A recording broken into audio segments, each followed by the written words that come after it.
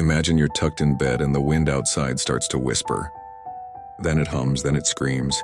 For the Henderson family in Mayfield, Kentucky, that scream became the soundtrack to the longest night of their lives. It was December 10th, 2021, just another Friday evening.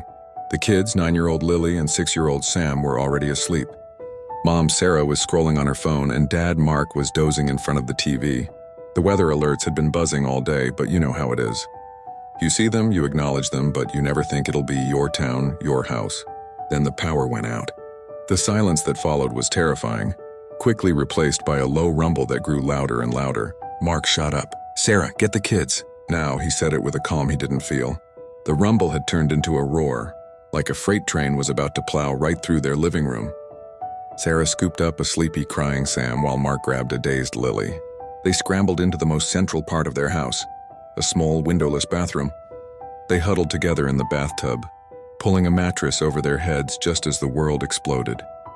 The sound was indescribable. A violent, deafening chaos of splintering wood, shattering glass, and a pressure that felt like it was trying to suck the air from their lungs. The house was literally being torn apart around them. Lily was screaming, Sam was wailing, and all Mark and Sarah could do was hold on to each other and their children, shielding them with their own bodies. In what felt like an eternity but was probably less than a minute, it was over. An eerie silence fell. Mark pushed the mattress off. But they weren't in their bathroom anymore.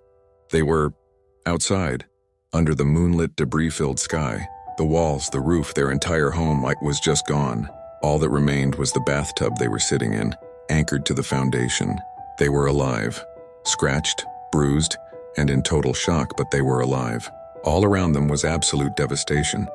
Where their friendly neighborhood once stood was now a wasteland of splintered homes and mangled trees. They had lost everything they owned. But as Sarah looked at her husband and her 2 terrified children, huddled together in a bathtub in the middle of nowhere, she knew they hadn't lost a thing. They still had each other.